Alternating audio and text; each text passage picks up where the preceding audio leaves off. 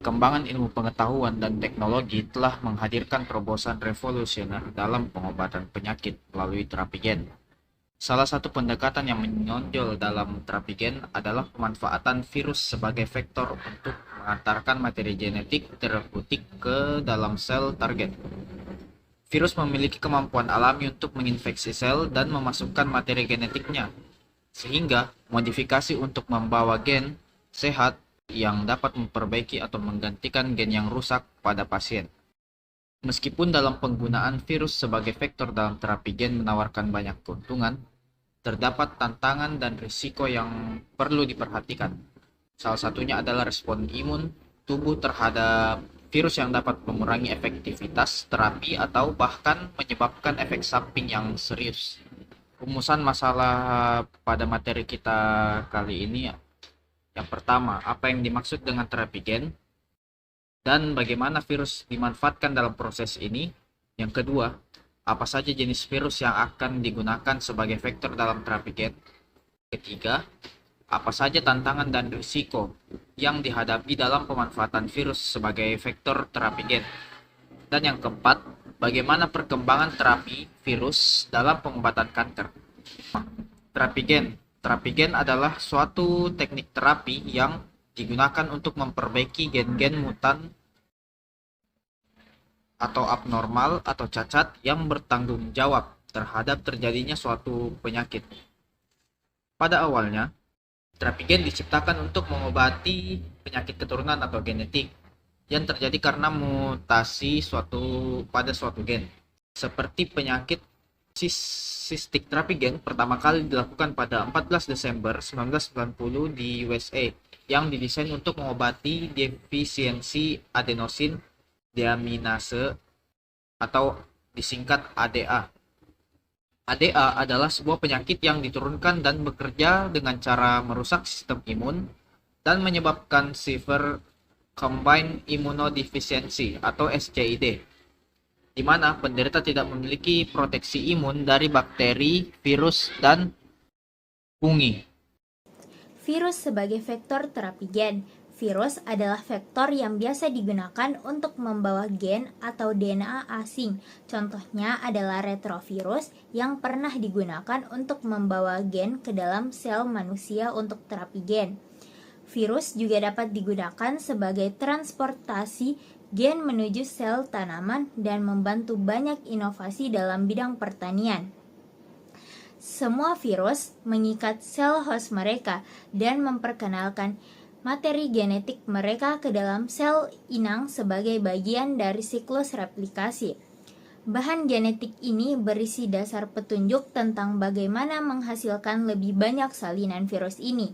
Sel inang akan mengikuti dan menghasilkan salinan tambahan virus, menyebabkan sel lebih dan lebih menjadi terinfeksi. Terapi gen untuk penyakit kanker. Pengobatan dengan terapi gen telah berkembang dengan pesat sejak clinical trial terapi ini pertama kali diperkenalkan pada tahun 1990. Terapi gen adalah teknik untuk mengoreksi gen-gen yang cacat yang bertanggung jawab terhadap suatu penyakit. Selama ini, pendekatan terapi gen yang berkembang adalah menambahkan gen-gen normal ke dalam sel yang mengalami ketidaknormalan. Sejak kanker diketahui sebagai suatu penyakit genetik yang disebabkan oleh mutasi atau perubahan lain pada gen, penggunaan teknik DNA rekombinan semakin sering digunakan dalam menghambat perkembangan penyakit tersebut. Salah satu metode yang sering diandalkan adalah pendekatan terapi gen. Sejak diketahui bahwa kanker merupakan penyakit akibat mutasi gen, para ahli mulai berpikir bahwa terapi gen tentu efektif untuk mengobatinya.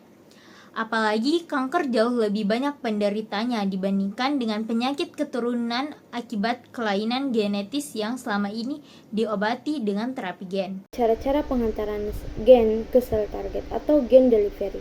Yang pertama, menggunakan vektor virus. Virus digunakan sebagai vektor karena kemampuannya dalam menginfeksi sel, sehingga diharapkan virus dapat mengantarkan gen ke dalam sel secara efektif. Untuk keamanannya, maka gen yang berperan dalam memperbanyakkan virus dihilangkan, sehingga tidak menimbulkan penyakit baru. Sampai saat ini, penelitian mengenai uji keamanan masih terus dilakukan. Adapun beberapa contoh vektor virus yang bisa digunakan dalam terapi gen, yaitu yang pertama, vektor retrovirus. Vektor yang dapat menghantarkan gen ke sel-sel yang sedang membelah. Yang kedua, vektor adenovirus, yaitu vektor yang dapat digunakan untuk menghantarkan gen ke berbagai macam sel atau low specificity.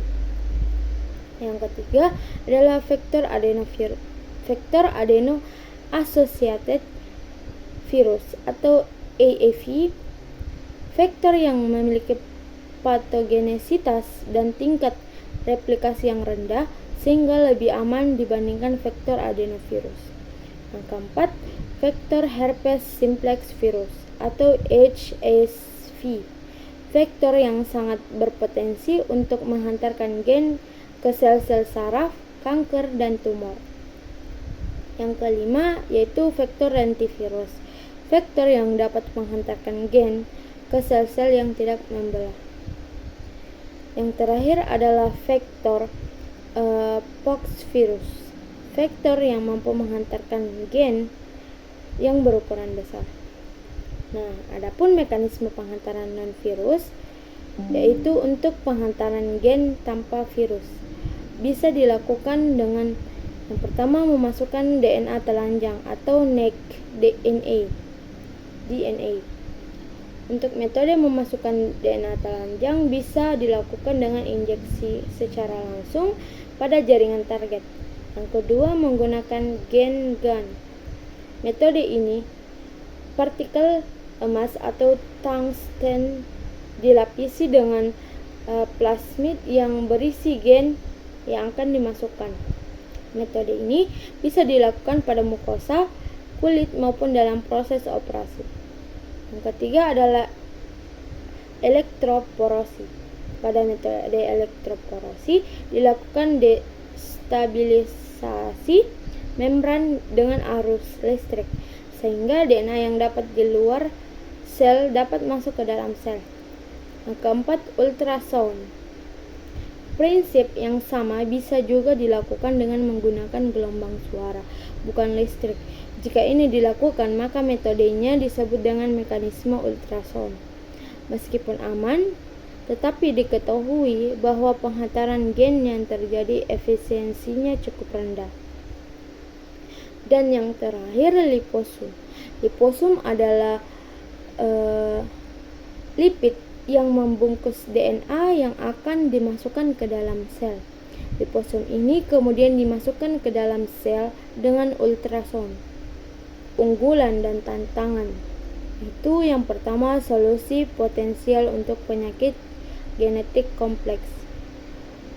Yang pertama itu terapi gen, menjanjikan pengobatan untuk berbagai penyakit yang sulit diobati seperti gangguan kardiovaskular, otik, defisiensi imun gabungan parah atau SCID, dan gangguan neurodegeneratif atau penyakit seperti Alzheimer dan Parkinson. Yang kedua itu memungkinkan pengobatan penyakit dermatologis, autoimun, oftalmologi, pulmonologi, dan penyakit pada mukosa.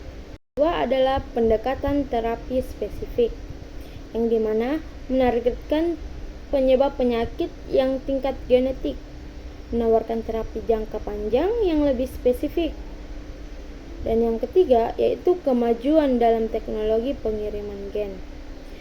Penggunaannya vektor virus atau lentivirus, adenovirus atau AAV, dan sistem non-virus seperti lipid kationik, polimer kationik untuk pengiriman materi genetik. Tujuan teknologi memungkinkan pengiriman gen yang lebih efisien dan aman. Yang keempat adalah potensi penggunaan vektor non-virus, yaitu vektor non-virus memiliki toksisitas rendah dan tidak memicu respon imun yang berlebih. dan dapat dimodifikasi untuk meningkatkan pengiriman gen dengan penambahan ligand penargetan, dan promotor lain. Aplikasi terapi gen berbasis virus dalam pengobatan. Terapi gen merupakan pendekatan medis inovatif yang bertujuan untuk memperbaiki atau menggantikan gen yang rusak atau tidak berfungsi dengan salinan gen yang sehat. Terapi ini dibagi menjadi dua kategori utama, yaitu terapi gen ex vivo dan terapi gen in vivo. Adapun vektor virus yang digunakan dalam terapi gen yaitu adenovirus atau AD, adeno-associated virus atau AAV, herpes simplex virus atau HCV. Virus-virus ini telah menunjukkan efektivitas dan keamanan dalam berbagai uji klinis dengan hasil yang menjanjikan untuk pengobatan penyakit genetik, kanker, dan penyakit menular. Salah satu contoh penerapan terapi gen berbasis virus adalah dalam pengobatan hemofilia, yaitu kelainan genetik yang menyebabkan gangguan pembekuan darah akibat defisiensi faktor pembekuan F8 atau hemofilia A atau F9 hemofilia B. Saat ini, terapi gen untuk hemofilia banyak dikembangkan dengan menggunakan vektor adeno-associated virus atau AAV.